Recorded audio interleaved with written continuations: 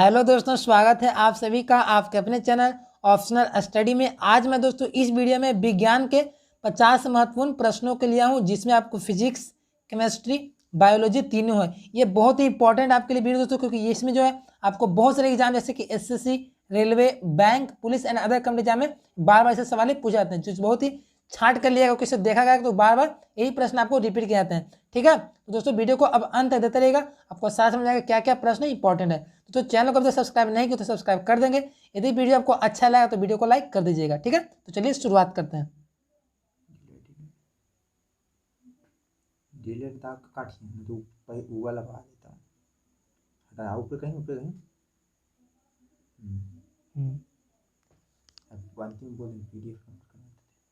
तो दोस्तों हमारा पहला प्रश्न ये है, देखिए पहला प्रश्न आपका क्या कह रहा है कि किसके कारण द्रव की बूंद गोलाकार आकृति में होती है। आपका पहला ऑप्शन दिया गया पृष्ठ नाप, आपका बी ऑप्शन है प्रत्यास्थ बल, ऑप्शन सी आपका श्यान बल, ऑप्शन डी आपका गुरुत्वाकर्षण बल। तो दोस्तों जो हमारा बूंद जो होता है, बारिश का जो बूंद गोलाकार आकृति, वो हमारा होता है दोस्तों आपका पृष्ठ नाप के कारण। तो इसका ऑप्शन है सही हो जाएगा। ठीक है, क्योंकि जो बूंद यदि पृष्ठ नाप जो है इसी कारण गोलाकार होता है, जैसे आप बारिश में देखेंगे यदि गुरुत्वाकर्षण बल रहता है तो उसी कारण चपटा भी हो जाता है, लेकिन इसका मुख्य जो रोल होता है ना वो पृष्ठ नाप होता है। तो आपसे प्रश्न यदि पूछा जाएगा किसके कारण बूंद गोलाकार होता है तो क्या बताना है, पृष्ठ नाप। इसका ऑप्शन है सही है।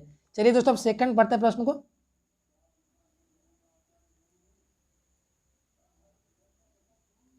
तो सेकेंड नंबर प्रश्न हमारा क्या पढ़िए, क्या बोला दोस्तों, दूध की शुद्धता किसके द्वारा ज्ञात की जाती है। आपका ऑप्शन है दोस्तों हाइड्रोमीटर, ऑप्शन बी आपका दोस्तों लैक्टोमीटर, ऑप्शन सी है सोनोमीटर, और ऑप्शन डी आपका क्या थर्मोमीटर। ठीक है, तो इसका सही आंसर हमारा हो जाएगा दोस्तों ऑप्शन नंबर बी लैक्टोमीटर, क्योंकि जब दूध की जो शुद्धता मापी जाती है वो लैक्टोमीटर। ठीक है, हाइड्रोमीटर नहीं होगा, सोनोमीटर भी नहीं होगा, थर्मोमीटर, इससे ताप मापा जाता है। दूध की जो शुद्धता होती है, इसमें कितना आपका दूध बसा है, बसा की मात्रा कितना है, ये आपको लैक्टोमीटर से मापा जाता है। ठीक है, इसको याद करने के ट्रिक है दोस्तों, दूध में जो होता है ना वो लैक्टिक एसिड भी पाया जाता है। आप पढ़े होंगे दूध से जब खटा तो लैक्टिक एसिड पाया जाता है, तो इस तरह से लैक्टिकम लैक्टोमीटर हो जाएगा। ठीक है, तो दूध की शुद्धता किससे मापा जाएगा, लैक्टोमीटर से। भी बार बार बहुत सारे प्रश्न आपको आए हैं बार बार। ठीक है, चलिए हम लोग थर्ड नंबर पढ़ते हैं प्रश्न को। जो थर्ड नंबर प्रश्न हमारा क्या बोल रहा है कि किस माध्यम में ध्वनि का वेग अधिकतम होता है। आपका ऑप्शन है वायु में, ऑप्शन बी आपका धातु में, ऑप्शन सी है कांच में, ऑप्शन डी है गिल शरीर में। तो इसका सही आंसर हो जाएगा हमारा दोस्तों ऑप्शन नंबर बी धातु में। जो ध्वनि का जो वेग होता है वो सबसे ज्यादा क्या होता है, धातु में होता है। ध्वनि स्पीड सबसे ज्यादा धातु में होगा। ठीक है, अब धातु कोई भी पदार्थ रहे, सोना, चांदी, लोहा, एल्यूमिनियम कुछ भी रहे, तो धातु में ध्वनि का वेग सबसे अधिक होता है। ये भी आपको बहुत बार पूछा गया सवाल। ठीक है, इसको याद कर लीजिएगा। चलिए हम लोग क्वेश्चन नंबर 4 को पढ़ते हैं। क्वेश्चन नंबर 4 हमारा क्या करा दोस्तों कि एक्स किरणें किस प्रकार की तरंगे हैं। आपका ऑप्शन है अनुदैर्ध्य तरंगे, ऑप्शन बी है अनुप्रस्थ तरंग, ऑप्शन सी है विद्युत चुंबकीय, और ऑप्शन डी प्रत्यास्थ। तो इसका सही आंसर हमारा हो जाएगा दोस्तों ऑप्शन नंबर सी। जो एक्स तरंगे होते हैं वो होते हैं दोस्तों विद्युत चुंबकीय तरंग, इलेक्ट्रोमैग्नेटिक। ये क्या होता है, वैसा तरंग जिसके चलने के लिए जो माध्यम की आवश्यकता नहीं होती है। ठीक है, तो जो एक्स किरण जो है ना, इसके चलने के लिए किसी माध्यम की आवश्यकता नहीं होती, नहीं भी रहेगा तो ये चलेगा। तो ये हमारा एक्स किरण जो है ना, ये क्या विद्युत चुंबकीय तरंग, इलेक्ट्रोमैग्नेटिक। ठीक है, इसका हम लोग देखते हैं एक्सरे करने में भी इसका उपयोग होता है एक्स किरण का। ठीक है, तो हम क्वेश्चन नंबर 5 को पढ़ते हैं।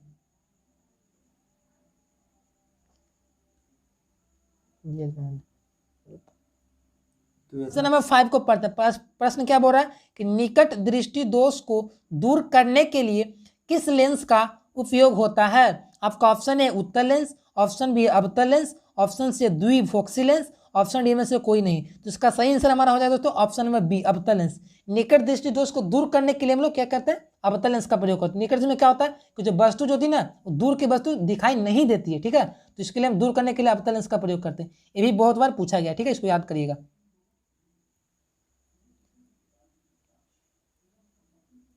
तो दोस्तों क्वेश्चन नंबर 6 को पढ़ते क्या कह रहा है प्रश्न, बोल रहा क्या कि रेडियो सक्रियता का मात्रक क्या होता है। आपका ऑप्शन है मीटर, ऑप्शन बी है कैंडेला, ऑप्शन सी है फर्मी, और ऑप्शन डी है क्यूरी। तो इसका सही आंसर हमारा हो जाएगा दोस्तों option number D Curie. Curie याद रखेगा, रेडियो सक्रियता का मात्रक क्यूरी होता है, क्योंकि क्यूरी मैडम क्यूरी ही थे जिन्होंने रेडियो सक्रियता का खोज में बहुत खोज किए थे। ठीक है, तो क्यूरी हमारा किसका मात्रक हो जाएगा, ये रेडियो सक्रियता का। ये भी बहुत बार इंपॉर्टेंट पूछा गया था। ठीक है, तो इसको याद रखिएगा।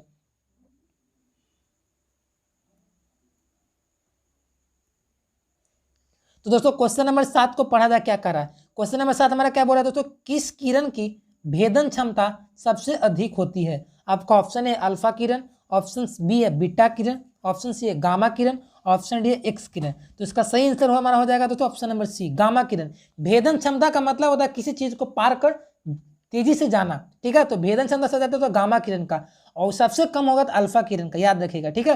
ये भी बहुत बार पूछा गया था दोस्तों। इस सारे जो प्रश्न का पीडीएफ हमारे टेलीग्राम चैनल ऑप्शन स्टडी से ज्वाइन कर डाउनलोड कर सकते हैं, ठीक है। यदि अभी तक ज्वाइन नहीं किया तो ज्वाइन कर लीजिएगा, ठीक है दोस्तों। इसको याद रखिएगा, 7 नंबर प्रश्न बहुत बार पूछा भी गया था। अब चलिए दोस्तों 8 नंबर प्रश्न को पढ़ते हैं। 8 नंबर प्रश्न हमारा क्या बोला दोस्तों, बोल रहा है क्या कि मोबाइल फोन का चार्जर क्या होता है? जो हमारा मोबाइल फोन का जो चार्जर होता है वो क्या होता है? आपका ऑप्शन है इन्वर्टर, ऑप्शन बी है क्या दोस्तों यूपीएस, ऑप्शन सी है आपका दोस्तों अपचाई ट्रांसफार्मर, ऑप्शन डी आपका है उपचाई ट्रांसफार्मर। देखिए इसका सही आंसर जो होगा ना हमारा दोस्तों ये होगा अपचाई ट्रांसफार्मर। जो हमारा मोबाइल फोन का जो चार्जर होता है क्या करता है ना, वोल्टेज को क्या करता है, कम कर देता है और कम कर हमारे मोबाइल में भेजता है, जिससे हमारा मोबाइल का जो बैटरी चार्ज होता है। अपचाई का मतलब होता है कम करना, तो वोल्टेज को क्या करता है, कम करता है अपचाई ट्रांसफार्मर। तो हमारा जो चार्जर होता है वो अपचाई ट्रांसफार्मर होता है, ठीक है। ये भी बहुत बार पूछा भी गया था, तो इसको याद रखिएगा। चलिए हम क्वेश्चन नंबर 9 को पढ़ते हैं।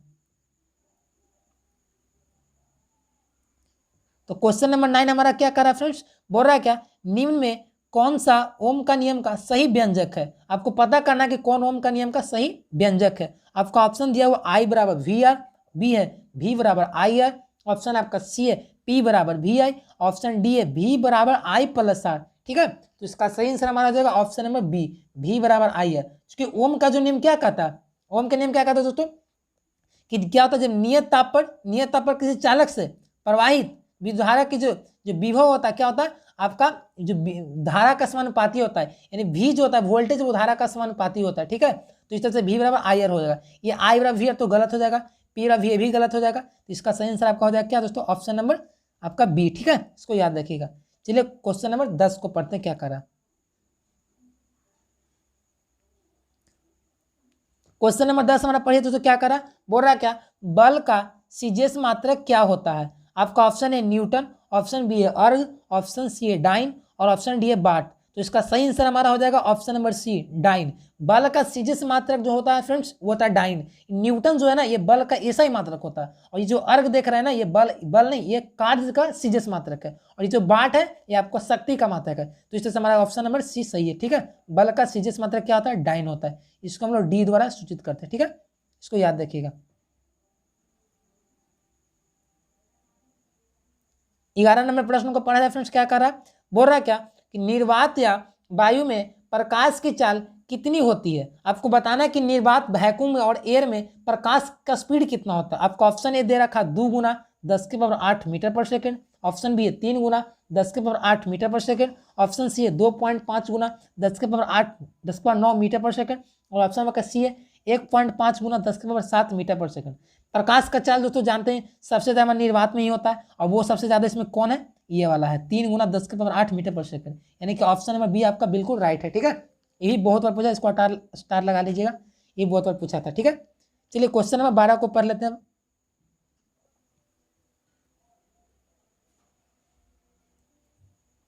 क्वेश्चन नंबर 12 को पढ़ा जाए फ्रेंड्स क्या बोल रहा है क्या कि किस ताप पर जल का घनत्व अधिकतम होता है, यानी कि उस ताप का नाम बताइए जिसमें जल का डेंसिटी अधिकतम होता है। आपका ऑप्शन ए दे रखा 0 डिग्री सेल्सियस, ऑप्शन बी है 4 डिग्री सेल्सियस, ऑप्शन सी है 100 डिग्री सेल्सियस, ऑप्शन डी इनमें से कोई नहीं। तो इसका सही आंसर हमारा हो जाएगा option number B 4 degree Celsius. क्योंकि जो जल का जो घनत्व होता है सबसे ज्यादा 4 डिग्री सेल्सियस पे ही होता है, याद रखिएगा। सबसे ज्यादा घनत्व 4 डिग्री सेल्सियस, इसका छिपा छोड़कर किसी पर नहीं। 0 डिग्री सेल्सियस भी गलत है आपका, इस 100 डिग्री सेल्सियस भी गलत है, ठीक है। तो सबसे ज्यादा जल का घनत्व तो किसमें होता है 4 डिग्री सेल्सियस पर, ठीक है दोस्तों। यदि न्यूनतम पूछेगा आयतन तो 4 डिग्री सेल्सियस ही बताइएगा, ठीक है। ये भी इंपॉर्टेंट है आपके लिए। चलिए दोस्तों क्वेश्चन नंबर क्या करते हैं 13 को पढ़ लेते हैं, जो बहुत हमारे लिए इंपॉर्टेंट है। 13 नंबर प्रश्न हमारा क्या कर रहा है दोस्तों कि रॉकेट किस सिद्धांत पर कार्य करता है? रॉकेट किस सिद्धांत पर कार्य करता है? आपका ऑप्शन ए दे रखा है न्यूटन के तीसरे नियम, ऑप्शन बी है न्यूटन का प्रथम नियम, ऑप्शन सी है न्यूटन का द्वितीय नियम, और ऑप्शन डी आपका है आर्किमिडीज का सिद्धांत। तो इसका सही आंसर हो जाएगा हमारा दोस्तों न्यूटन का तीसरा नियम, यानी कि ऑप्शन नंबर ए। क्योंकि जो रॉकेट जो होता है क्या चलता है, रॉकेट चलता है तो उसका जो नीचे धुआं जो छूटता है वो धुआं क्या करता है पृथ्वी पर बल लगाता है जिससे वो आगे की ओर बढ़ता है। तो वहां पे क्या होता है तीसरा नियम लगता है, ठीक है। हर क्रिया के बराबर विपरीत प्रतिक्रिया। तो न्यूटन का थर्ड लॉ के अनुसार ही हमारा जो रॉकेट है ना वो कार्य करता है, यानी कि ऑप्शन इसका ये सही है, भी बहुत इंपॉर्टेंट आपके लिए। चलिए क्वेश्चन नंबर 14 को पढ़ते हैं। क्वेश्चन नंबर 14 हमारा क्या कर रहा है फ्रेंड्स, बोल रहा है कि निम्नलिखित में कौन अर्धचालक है, यानी उस पदार्थ का नाम है जो आपको अर्धचालक है, यानी कि चालक की तरह भी कार्य करता है और कुचालक के भी। आपका ऑप्शन है सिल्वर, ऑप्शन बी है तांबा, ऑप्शन सी है कांच और ऑप्शन डी आपका सिलिकॉन। तो इसका सही आंसर हमारा हो जाएगा सिलिकॉन। सिलिकॉन क्या अर्धचालक है, सिल्वर तो पूरा सुचालक है, तांबा भी सुचालक है, कांच तो कुचालक है। तो ये सिलिकॉन जो है ना ये दोनों की तरह व्यवहार करता है, चालक की तरह भी कुचालक की भी तरह, इसलिए इसको अर्धचालक की श्रेणी में रखा गया है। तो इसका सही आंसर हमारा सिलिकॉन हो जाएगा। ठीक है, कोई दिक्कत नहीं ना। चलिए क्वेश्चन नंबर 15 को पढ़ते हैं, ये आपके लिए बहुत इंपॉर्टेंट है दोस्तों। 15 पढ़िए क्या करा प्रश्न, प्रश्न बोल रहा क्या कि जेट इंजन किस सिद्धांत पर कार्य करता है। ठीक है, वो रॉकेट था, ये जेट इंजन है। तो इसका आपका ऑप्शन है ऊर्जा संरक्षण, ऑप्शन बी है द्रव्यमान संरक्षण, ऑप्शन सी संवेग संरक्षण और ऑप्शन डी आपका आवेश संरक्षण। तो इसका सही आंसर हमारा हो जाएगा ऑप्शन नंबर सी, संवेग के संरक्षण। जो जेट इंजन जो देखे होंगे वो संवेग के संरक्षण के सिद्धांत पर कार्य करता है। ठीक है, क्योंकि जब जेट इंजन चलता है ना तो उसका संवेग जो होता है नियत रहता है, कांस्टेंट रहता है, वो बदलाता नहीं है। ठीक है, तो ये ऊर्जा संरक्षण गलत है, द्रव्यमान संरक्षण भी गलत है, आवेश संरक्षण, इसका सही आंसर हो जाएगा आपका सी, संवेग संरक्षण। कोई दिक्कत नहीं ना। चलिए क्वेश्चन नंबर 16 को पढ़ते हैं।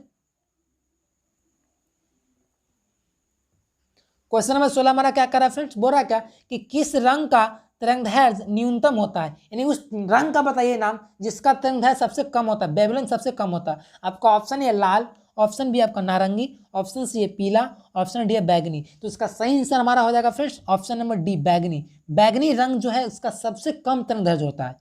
अब बोलिए क्यों, सबसे तरंगदैर्घ्य कम इसलिए होता है क्योंकि इसका जो प्रकीर्णन जो होता है ना वो सबसे ज्यादा होता है, याद रखिएगा। सबसे ज्यादा तरंगदैर्घ्य जो होता है वो हमारा लाल का होता है। तो चूंकि प्रश्न न्यूनतम पूछा है तो हमारा क्या बताएंगे, बैगनी को बताएंगे। ठीक है, ऑप्शन नंबर डी हमारा सही है।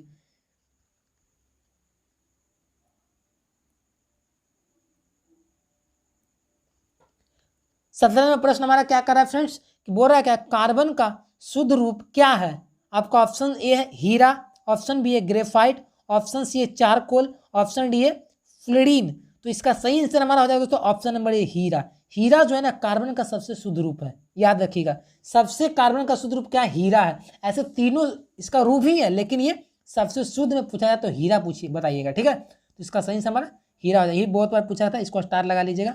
ठीक है, तो हीरा सबसे शुद्ध रूप होता है किसका, कार्बन का। चलिए दोस्तों क्वेश्चन नंबर क्या करते हैं 18 को पढ़ते हैं।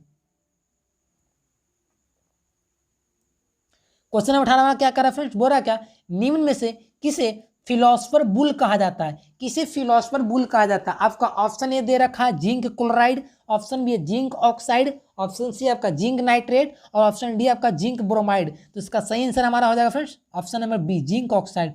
याद रखिएगा जिंक ऑक्साइड को ही फिलोसफर बुल कहते हैं। ये आपको रासायनिक सूत्र से सवाल पूछा गया है। ठीक है, इसको सूत्र होता है जेडेनो होता है, याद रखिएगा। तो इससे सवाल रासायनिक सूत्र बहुत बार पूछा जाता है। तो जेडेनो इसको कहते हैं, जिंक ऑक्साइड को इसको ही कहते हैं फिलोसफर बुल। ठीक है, तो इसका सही आंसर बी हो जाएगा। कोई दिक्कत नहीं ना। चलिए तो सब क्वेश्चन नंबर क्या करते हैं हम लोग 19 को पढ़ते हैं।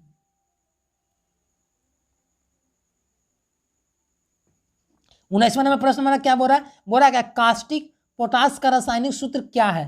कास्टिक पोटास का रासायनिक सूत्र बताना आपका। ऑप्शन ए दिए रहा है NaOH, ऑप्शन बी है CaOH का होल 2, ऑप्शन सी है KOH और ऑप्शन डी है MgOH का होल 2। ठीक है, तो MgOH का होल 2। तो इसका सही आंसर हमारा हो जाएगा दोस्तों कास्टिक पोटास का, इसका सूत्र होता है हमारा सी हो जाएगा।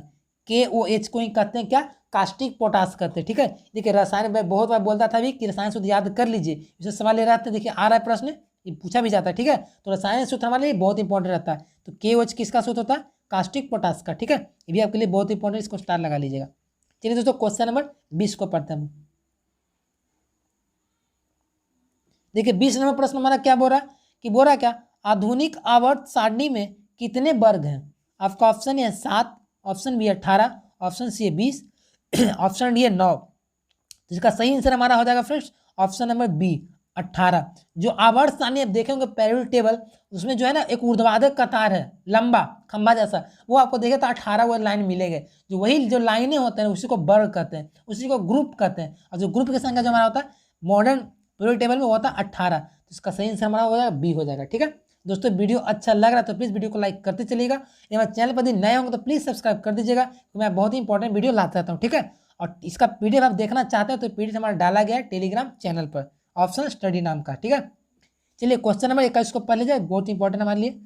देखिए प्रश्न हमारा क्या करा, प्रश्न हमारा बोला दोस्तों क्या कि निम्न में कौन हाइड्रोजन का समस्थानिक है ना, हाइड्रोजन का समस्थानिक का नाम बताना। आपका ऑप्शन है प्रोटियम, ऑप्शन बी है ड्यूटेरियम, ऑप्शन सी है ट्रिटियम, ऑप्शन डी इनमें से सभी। तो इसका सही आंसर हमारा जाएगा ऑप्शन नंबर डी, इनमें से सभी। क्योंकि जैसे जो हाइड्रोजन के समस्थानिक होते हैं ना है वो ये तीनों है, प्रोटियम में समस्थानिक है, ड्यूटेरियम में समस्थानिक है हाइड्रोजन का, और ट्राइटियम में समस्थानिक है, ठीक है। तो अब याद रखिएगा हाइड्रोजन के 3 समस्थानिक होते हैं, प्रोटियम, ड्यूटेरियम और ट्राइटियम, तीन से डी हमारा सही हो जाएगा, ठीक है। ऑप्शन नंबर डी बिल्कुल राइट है, ठीक है। चलिए 22 नंबर पढ़ते हैं प्रश्न को।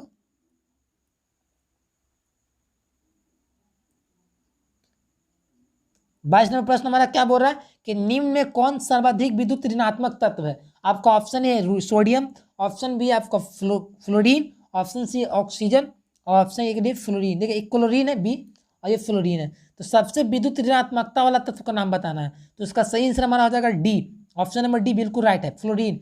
फ्लोरीन जो है ना ये सबसे विद्युत ऋणात्मकता है, सबसे ज़्यादा इलेक्ट्रोनिगेटिविटी सबसे ज़्यादा फ्लोरीन का ही होता है, क्योंकि फ्लोरीन जो है ना वो आवर्तसानी के देखिए सबसे दाएं में भी है और वर्ग में सबसे ऊपर भी रहता है, इसलिए इसका फ्लोरीन का विद्युत ऋणात्मकता सबसे ज़्यादा होता है, क्योंकि इसका परमाणु त्रिज्या भी बहुत कम होता है, ठीक है, इसका आकार भी बहुत छोटा होता है, इसके कारण इसका विद्युत ऋणात्मकता सबसे ज़्यादा होता है, ठीक है। तो इस तरह से हमारा इसका आंसर डी हो जाएगा, ठीक है। चलिए क्वेश्चन नंबर 23 को पढ़ते हम लोग क्या करा। क्वेश्चन नंबर 23 को पढ़ा जाए फ्रेंड्स, क्या बोल रहा है कौन सा प्राकृतिक कोलाइड है। आपको वैसा कोलाइडी का नाम बताना जो प्राकृतिक हो, ठीक है, नेचुरल हो। आपका ऑप्शन है यूरिया, ऑप्शन बी है शर्करा, ऑप्शन सी है रुधिर यानी कि रक्त ब्लड, और ऑप्शन आपका डी है का सोडियम क्लोराइड। तो ये हमारा क्या है दोस्तों, रक्त है, ठीक है। तो रक्त, तो इसका सही आंसर हमारा हो जाता है ऑप्शन नंबर सी, रक्त। याद रखिएगा बहुत इंपॉर्टेंट, रक्त जो है ना ये प्राकृतिक कोलाइड है, कोलाइडी है। कोलाइडी का उदाहरण क्या है, रक्त, हमारा ब्लड जो है ये प्राकृतिक कोलाइडी का उदाहरण है। तो इसका सही आंसर हमारा हो जाएगा सी, ठीक है। इसको याद रखिएगा, ये भी स्टार मार लीजिएगा, बहुत बार पूछा भी जाता है, ठीक है। चलिए क्वेश्चन नंबर 24 को पढ़ते हैं हम लोग। क्वेश्चन नंबर 24 हमारा क्या करा फ्रेंड, बोल रहा है विटामिन सी किस नाम से जाना जाता है, यानी विटामिन सी का नाम बताइए। ऑप्शन है आपका इम्यूनो अम्ल, ऑप्शन बी है क्या वो ऑप्शन एसिटिक अम्ल, ऑप्शन आपका सी ऑक्जेलिक अम्ल, और ऑप्शन आपका डी एस्कॉर्बिक अम्ल, ठीक है। तो इसका सही आंसर हमारा हो जाएगा ऑप्शन नंबर डी एस्कॉर्बिक अम्ल, ठीक है। एस्कॉर्बिक अम्ल जो है ना इसी को विटामिन सी भी कहते हैं। आप बोलिए कैसे, देखिए विटामिन सी में जो है ना वो विटामिन सी में जो एस्कॉर्बिक अम्ल पाया जाता है, और इसी कारण भी ना इसे एस्कॉर्बिक अम्ल कहते हैं। और विटामिन सी का जो रासायनिक नाम भी है ना वो आपका एस्कॉर्बिक एसिड भी है। तो आपसे पूछा गया तो क्या बताना, विटामिन सी का रासायनिक नाम एस्कॉर्बिक अम्ल, ठीक है। ये सब जो है ना गलत हो जाएगा। तो चलिए क्वेश्चन नंबर 25 को पढ़ लेते हैं क्या करा हमारा। तो 25 नंबर प्रश्न को पढ़ा क्या करा फ्रेंड्स, बोल रहा क्या ताजे दूध का पीएच 6 है, जब यह खट्टा हो जाता है तो पीएच होगा। आपका ऑप्शन ए कम जाता है, ऑप्शन बी अधिक हो जाता है, ऑप्शन सी वही रहता है, और ऑप्शन डी उदासीन हो जाता है। यानी कि जब ताज़ा दूध का पीएच 6 है, जब वो खट्टा हो जाएगा तो उसका पीएच घटेगा कि बढ़ेगा, वही रहेगा। देखिए जब खट्टा होता है तो खट्टा होने से क्या होता है, अम्लीयता बढ़ जाता है, क्योंकि मैंने आपको बताया था कि जो अम्ल जो होते हैं ना वो खट्टे होते हैं। तो चूंकि जो पहले से तो नीमन था, लेकिन जब खट्टा होता है उसको तो अम्लीयता गुना जाएगा। और चूंकि अम्ल का पीएच मान कितना होता है, 7 से कम होता है, याद रखिएगा 7 से कम होता है, ठीक है। मान लीजिए कोई पीएच है वो x मान लेते हैं, 7 से कम ही होगा, तो 7 से कम यानी कि कम हो जाता है, ऑप्शन ये सही है, ठीक है। जब भी कोई पदार्थ खट्टा होगा ना तो उसका पीएच कमेगा ही, याद रखिएगा, ठीक है। तो ताज़ा दूध का पीएच 6 रहेगा, जब खट्टा हो तो क्या हो जाएगा, कम जाएगा। ये भी बहुत बार पूछा था, ठीक है। चलिए 26 नंबर प्रश्न को पढ़ते हैं हम लोग। प्रश्न हमारा क्या करा फ्रेंड्स, बोल रहा क्या अमाशय रस में कौन सा अम्ल पाया जाता है। जो हमारा जो अमाशय रस होता है दोस्तों, जो भोजन को पचाने में सहायक होता है, बोल रहा है उसमें कौन सा अम्ल पाया जाता है। आपका ऑप्शन ये दिया एसिटिक अम्ल, ऑप्शन बी आपका हाइड्रोक्लोरिक अम्ल, ऑप्शन सी सल्फ्यूरिक अम्ल, ऑप्शन डी आपका नाइट्रिक अम्ल। तो इसका सही आंसर हो जाए हमारा ऑप्शन नंबर बी हाइड्रोक्लोरिक अम्ल। क्योंकि जो हमारे जो शरीर में जो अम्ल होते हैं ना अमाशय रस में, वो अम्ल जो हाइड्रोक्लोरिक अम्ल नहीं रहता है, इसका सूत्र होता है दोस्तों आपका HCl होता है, याद रखिएगा, जो भोजन को पचाने में सहायक रहता है। तो अमाशय रस में कौन सा अम्ल पाया जाता है, हाइड्रोक्लोरिक अम्ल। यदि आपसे जठरस पूछेगा तो क्या होता है ना, हाइड्रोक्लोरिक अम्ल, ठीक है। ये भी बहुत बार पूछा जाता है, ठीक है, SSC रेलवे में, ठीक है, इसको याद रखिएगा। चलिए फ्रेंड्स क्वेश्चन नंबर 27 को पढ़ते हैं।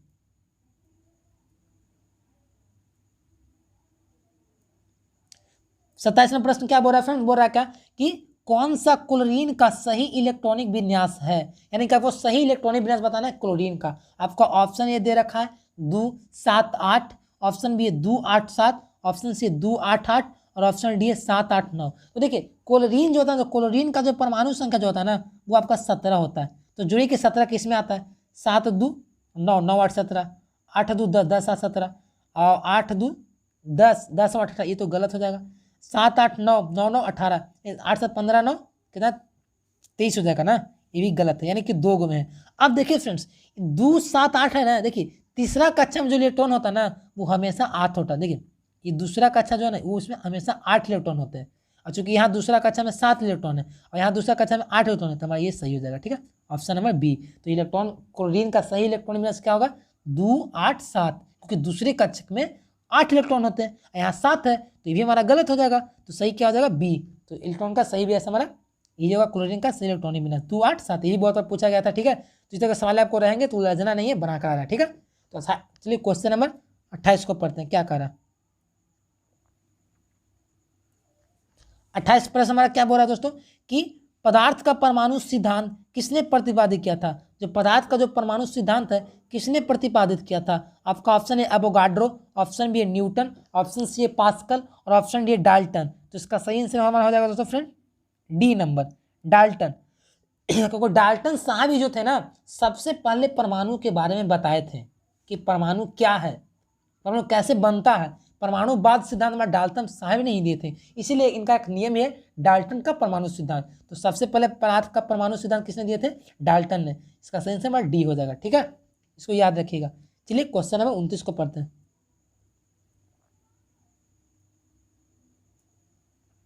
प्रश्न पढ़ा जाए फ्रेंड्स, क्या करा 29 नंबर बोरा क्या विरंजक चूर्ण का रासायनिक सूत्र क्या है।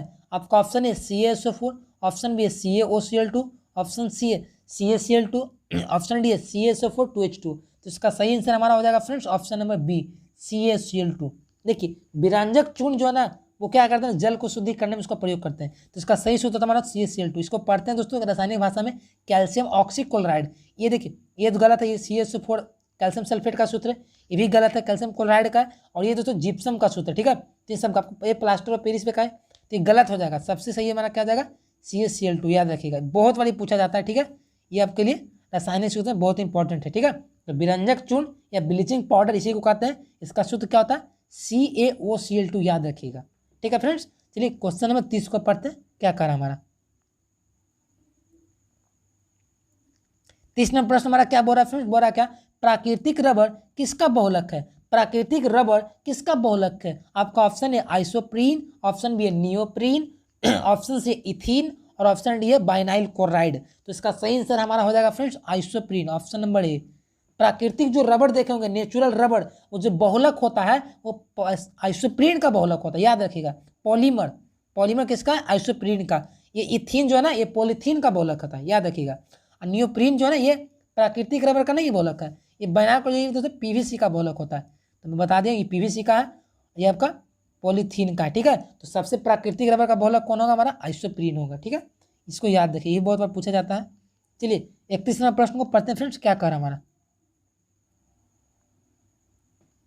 प्रश्न हमारा बोल रहा है दोस्तों क्या कि समान अनुभार लेकिन विभिन्न संरचना वाले यौगिक क्या कहलाते हैं। इसका मतलब अनुभार समान रहना चाहिए लेकिन उनका संरचना भिन्न हो, वो क्या कहलाते हैं। आपका ऑप्शन है समस्थानिक, ऑप्शन बी है समावयवी, ऑप्शन सी बहुलक, ऑप्शन डी है समभारिक।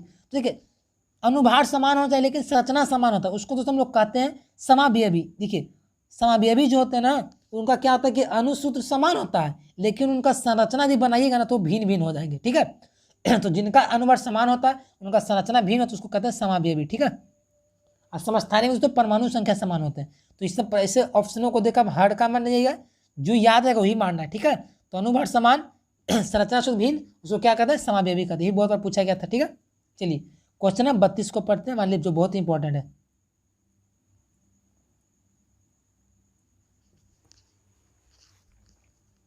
बत्तीस नंबर प्रश्न हमारा क्या बोल रहा है दोस्तों कि निम्न में से किस तत्व का परमाणु त्रिज्या सबसे अधिक है। आपका ऑप्शन ए दिया दोस्तों लिथियम, ऑप्शन बी है सोडियम, ऑप्शन सी है पोटासियम, ऑप्शन डी आपका दोस्तों रुबिडियम। ठीक है, तो देखिए दोस्तों इसका सही आंसर जो हमारा ऑप्शन डी हो जाएगा। बोलिए कैसे।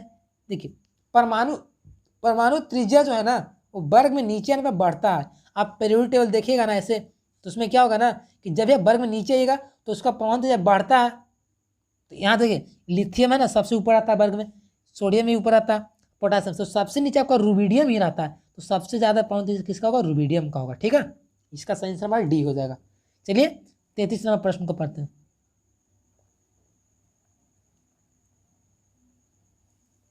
प्रश्न क्या बोल रहा है फ्रेंड्स हमारा? बोल रहा है क्या कि मोमबत्ती का जलना किस प्रकार की अभिक्रिया है? मोमबत्ती जो जल रहा है किस प्रकार की अभिक्रिया है? आपका ऑप्शन ये दे रखा है प्रकाश रासायनिक अभिक्रिया, ऑप्शन आपका बी है दोस्तों भौतिक परिवर्तन, ऑप्शन सी ऊष्माक्षेपी और आपका ऑप्शन डी है ऊष्माशोषी। तो इसका सही आंसर हमारा हो जाएगा फ्रेंड्स ऊष्माक्षेपी, ऑप्शन सी। अब बोलिए कैसे? देखिए मोमबत्ती का जो जलना होता है ना, मोमबत्ती जलता है तो क्या होता है बताइए? वो क्या होता है हमारा ऊष्मा का देता है, ऊष्मा देता है। ठीक है, तो ऊष्मा जो देता है वो क्या होता है? ऊष्माक्षेपी होता है। ठीक है, क्योंकि जब भी कोई अभिक्रिया में ऊष्मा उत्पन्न होता है, ऊर्जा उत्पन्न होता है, तो क्या कहते हैं? ऊष्माक्षेपी कहते हैं। ठीक है, अब बोले भौतिक परिवर्तन क्यों नहीं है? देखिए भौतिक का मतलब होता है ना कि वो क्या होता है जैसे कि साइकिल की तरह दोबारा होते रहता है। देखिए मोमबत्ती एक बार जल जाएगा तो खत्म हो जाएगा, बार उसको जला सकते नहीं ना, तो भौतिक परिवर्तन हमारा गलत हो जाएगा। ऊष्माशोषी में ऊष्मा लिया जाता है, ये भी गलत हो जाएगा। प्रकाश रासायनिक होगा नहीं, मोमबत्ती में ऊष्मा निकलता है तो ऊष्माक्षेपी हो जाएगा। ठीक है, इसका ऑप्शन सी बिल्कुल राइट है। चलिए दोस्तों क्वेश्चन नंबर 34 को पढ़ते हैं।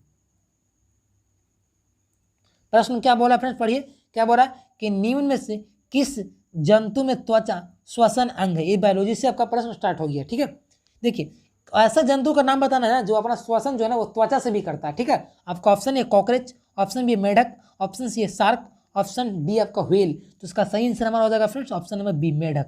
देखिए मेढक जो बहुत ही रोचक तथ्य कि मेढक का जो श्वसन है ना वो त्वचा से भी करता है, उसका त्वचा एक श्वसन अंग है।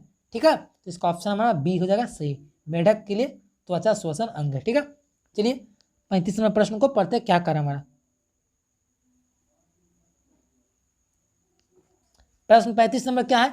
बोल रहा है क्या कि प्लाज्मोडियम परजीवी का वाहक है। आपका ऑप्शन है कीट, ऑप्शन बी है मच्छर, ऑप्शन सी मक्खी, ऑप्शन डी है जुआ। तो इसका सही आंसर हो जाएगा ऑप्शन नंबर बी मच्छर। देखिए प्लाज्मोडियम जो है ना मच्छर में ही पाया जाता है, क्योंकि आप देखिएगा कभी कभी व्यक्ति को मलेरिया नामक बीमारी होता है तो बीमारी मच्छर के कारण होता है, और मच्छर में प्लाज्मोडियम जीवाणु से होता है। तो प्लाज्मोडियम जीवाणु को जो ले जाने वाले होते हैं वाहक कैरियर वो मच्छर ही होते हैं। ठीक है, मच्छर ही जो है प्लाज्मोडियम को एक व्यक्ति से दूसरे व्यक्ति में भेजता है। तो इसका सही आंसर बी हो जाएगा 35 नंबर प्रश्न का। ये भी बहुत बार पूछा जाता है। ठीक है, इसको याद रखिएगा।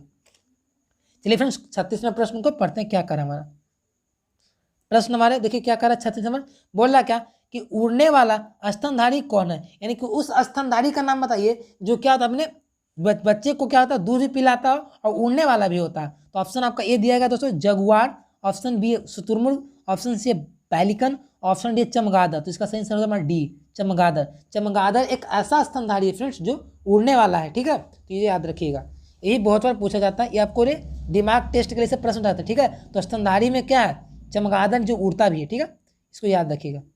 चलिए फ्रेंड्स क्वेश्चन नंबर क्या पढ़ते हैं नेक्स्ट। तो 37 नंबर प्रश्न हमारा क्या बोल रहा फ्रेंड्स?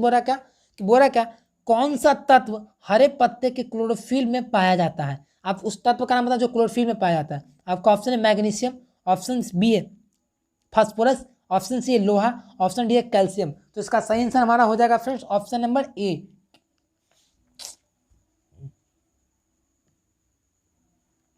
ऑप्शन नंबर ए हो जाएगा मैग्नीशियम। याद रखिएगा मैग्नीशियम जो है ना वो पत्ती के क्लोरोफिल में सर्वाधिक मात्रा में पाया जाने वाला तत्व है। इसका संकेत हमारा होता है फ्रेंड्स Mg होता है, याद रखिएगा।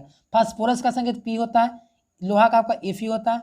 ठीक है, कैल्शियम का आपका Ca होता है। तो सबसे मात्रा में कौन पाया जाता है? मैग्नीशियम पत्ती के क्लोरोफिल में। ठीक है, इसको याद रखिए, ये बहुत बार पूछा जाता है। चलिए फ्रेंड्स क्वेश्चन नंबर 38 को पढ़ते हैं।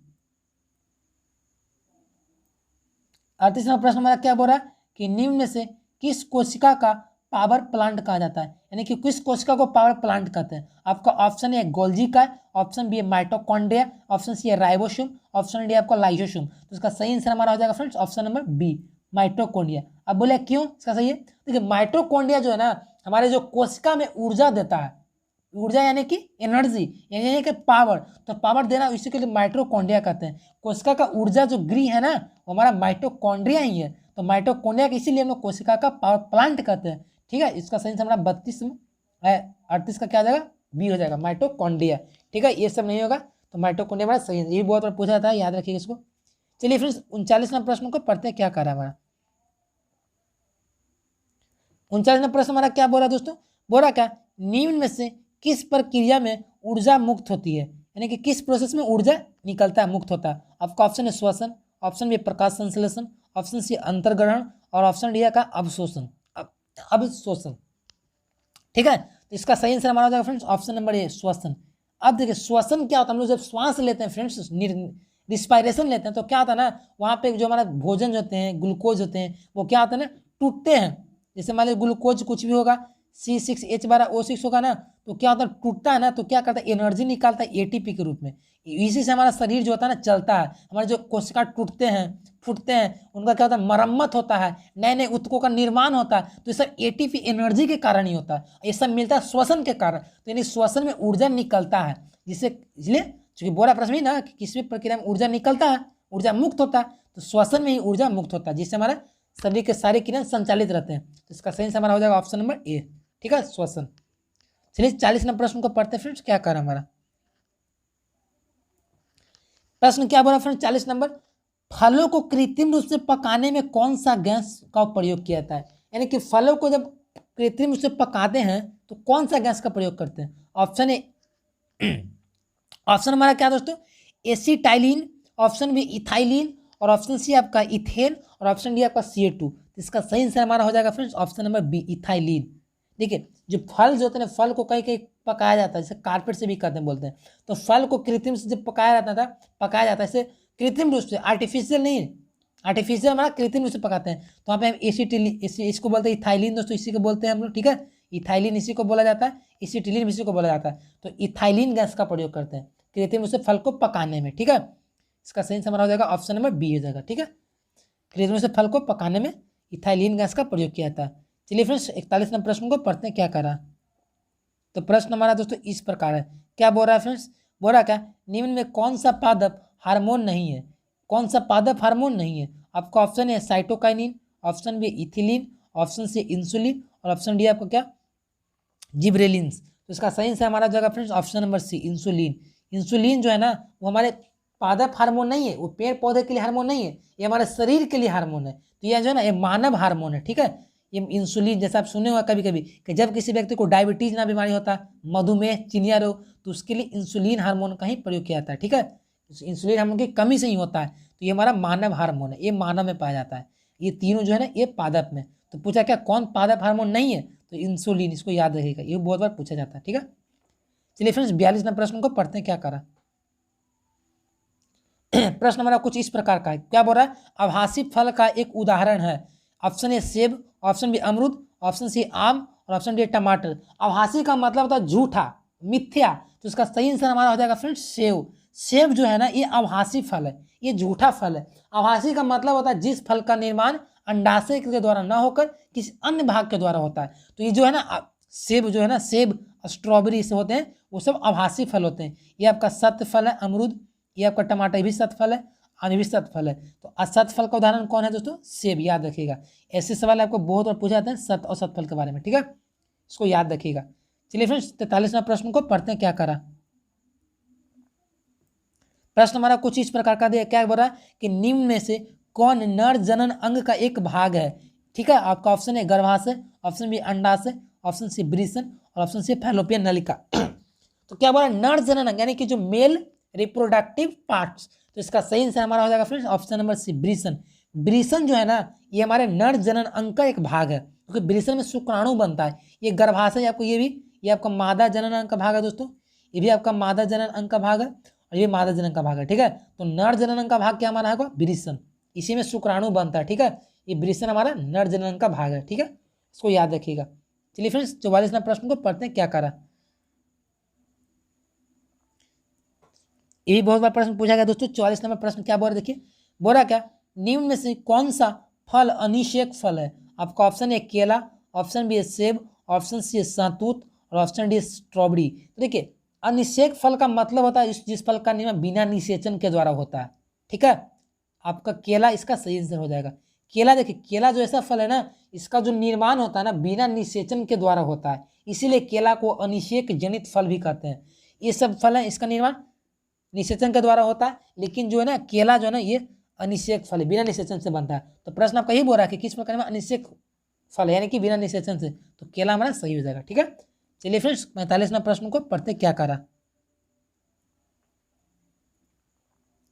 प्रश्न हमारा क्या बोला कि निम्न में से कौन सा विटामिन जल में विलय है, यानी कि कौन सा विटामिन जल में आपका घुलनशील है, घुल जाता है। आपका ऑप्शन है vitamin A, option B vitamin C, option D vitamin, option C vitamin E और ऑप्शन डी आपका विटामिन के। तो इसका सही आंसर हमारा जाएगा friends option number B vitamin C. Vitamin C एक ऐसा विटामिन है फ्रेंड्स जो जल में घुलनशील है, और एक और हमारा विटामिन है बी भी है, याद रखिएगा। विटामिन बी और विटामिन सी दोनों जल में घुलनशील होते हैं, क्योंकि देखिए आप हमेशा याद रखिएगा जब हम लोग शरीर में विटामिन सी आता है ना तो हमारे मूत्र के माध्यम से बाहर निकल जाता है, क्योंकि घुलता ही नहीं है, जल में रहता ही नहीं है। तो विटामिन सी जल में घुलता है तभी तो बाहर निकल गया मूत्र के माध्यम से, यानी कि विटामिन सी जो है ना जल में विलय है। इसका एक ट्रिक याद रखिएगा दोस्तों, जो होता है DEA एक याद रखिएगा, DEA डेक जो है ना वो जल में अविलय होता है, और डेक को छोड़ाकर जितना भी होगा ना वो जल में विलय रहेगा। तो vitamin D, vitamin E, vitamin A, vitamin के, ये सब क्या जल में अविलय, बिना घुलने वाला। ठीक है, और विटामिन बी, विटामिन सी क्या जल में विलय है, घुल जाता है। तो इसका सही आंसर हमारा जाएगा ऑप्शन नंबर बी। चलिए फ्रेंड्स क्वेश्चन नंबर 47 को पढ़ते क्या कर रहा है हमारा। प्रश्न हमारा कुछ इस प्रकार का दिया गया, क्या हमारा कोशिकीय श्वसन कहाँ होता है। आपका ऑप्शन है राइबोसोम में, ऑप्शन बी है लाइसोसोम, ऑप्शन डी है माइटोकॉन्ड्रिया, ऑप्शन डी आपका अंतःपरद्वयी जालिका। तो इसका सही आंसर हमारा हो जाएगा friends option number C mitochondria. क्योंकि जो कोशिकीय श्वसन का मतलब समझते हैं, जो श्वसन जो होता है ना है हमारा कोशिका के किस भाग में होता है, तो हमारा माइटोकॉन्ड्रिया में होता है। मैंने अभी बताया था कि जो श्वसन जो होता है उसमें क्या होता है, एनर्जी निकलता है, और एनर्जी तो हमारा माइटोकॉन्ड्रिया से ही मिलता है, यानी कि माइटोकॉन्ड्रिया में कोशिकीय श्वसन होता है। ठीक है, माइटोकॉन्ड्रिया से हमारा एनर्जी मिलता है ATP के रूप में। तो इसका सही आंसर हमारा सी हो जाएगा। यही बहुत बार पूछा गया था, इसको स्टार मान लीजिएगा। ठीक है, चलिए फ्रेंड्स 47वें प्रश्न को पढ़ते हैं क्या करा हमारा।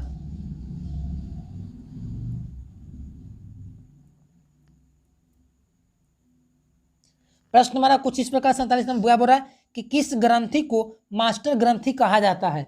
किस ग्रंथि को मास्टर ग्रंथि कहा जाता है। आपका ऑप्शन है थायराइड ग्रंथि, ऑप्शन बी आपका एड्रीनल ग्रंथि, ऑप्शन सी आपका पीयूष ग्रंथि, ऑप्शन डी आपका नॉन एड्रीनल। तो इसका सही आंसर हमारा हो जाएगा दोस्तों ऑप्शन नंबर सी हो जाएगा पीयूष ग्रंथि। देखिए पीयूष जो ग्रंथि है ना वो हमारे मस्तिष्क में पाया जाता है, और मस्तिष्क से क्या होता है ना हमारे शरीर के सारे ग्रंथियों को नियंत्रित करता है, इसलिए पीयूष ग्रंथि को मास्टर ग्रंथि कहा जाता है। ये मास्टर का काम करता है, तो पीयूष ग्रंथि को क्या कहते हैं, मास्टर ग्रंथि। ये बहुत बार पूछा गया, याद रखिएगा, ये बहुत बार पूछा जाता है। ठीक है, कि मास्टर ग्रंथि किसको कहता है, तो क्या है, पीयूष ग्रंथि को। चलिए फ्रेंड्स 48वें प्रश्न को पढ़ते हैं क्या करा। प्रश्न नंबर 48 में क्या करा दोस्तों, वृक्क यानी कि किडनी की संरचनात्मक एवं कार्यात्मक इकाई क्या है। आपका ऑप्शन है नेफ्रॉन, ऑप्शन बी है न्यूरॉन, ऑप्शन सी है पीत तंतु, और ऑप्शन डी आपका एक्सॉन। तो इसका सही आंसर हमारा हो जाएगा friends option number A nephron. देखिए वृक्क जो है किडनी ना वो बहुत सारे नेफ्रॉनों से मिलकर बना रहता है, इसीलिए वृक्क का जो संरचनात्मक एवं कार्यात्मक जो यूनिट होता है वो नेफ्रॉन होता है। न्यूरॉन मत समझिएगा, न्यूरॉन जो है ना ये तंत्रिका तंत्र का भाग है। ठीक है, क्या है, तंत्रिका तंत्र का हमारा भाग है। ठीक है, और एक्सॉन इसमें पाया जाता है। तो नेफ्रॉन जो है ना हमारे क्या है, किडनी का संरचनात्मक और कार्यात्मक इकाई होता है, क्योंकि बहुत सारा जब नेफ्रॉन मिलता है तो हमारा किडनी का निर्माण करता है। ठीक है, समझिएगा आपको। चलिए फ्रेंड्स 49वें प्रश्न को पढ़ लेते हैं क्या कर हमारा। प्रश्न हमारा क्या का 49 नंबर दोस्तों, वयस्क मानव में कितने अस्थियां होती है, यानी कि जो वयस्क जो मनुष्य होते हैं उनमें कितने हड्डियां होती है। आपका ऑप्शन है 204, ऑप्शन बी है 206, ऑप्शन सी है 208, ऑप्शन सी आपका 210। इसका सही आंसर हो जाएगा ऑप्शन नंबर बी 206। वयस्क जो मनुष्य होते हैं उसमें कितने हड्डी होते हैं, 206 हड्डी होते हैं। ठीक है, याद रखिएगा। चलिए फ्रेंड्स 50वें प्रश्न को हमारा इस वीडियो का लास्ट प्रश्न जो आपके लिए बहुत ही इंपॉर्टेंट है। ठीक है, इसको पढ़िए क्या करा। प्रश्न हमारा क्या बोल रहा है दोस्तों 50 नंबर, कि नेत्रदान में आंख का कौन सा भाग प्रयोग किया जाता है। आपका ऑप्शन है आइरिस, ऑप्शन बी है लेंस, ऑप्शन सी है कॉर्निया, और ऑप्शन डी है रेटिना। ठीक है, तो इसका सही आंसर हमारा हो जाएगा दोस्तों ऑप्शन नंबर सी कॉर्निया।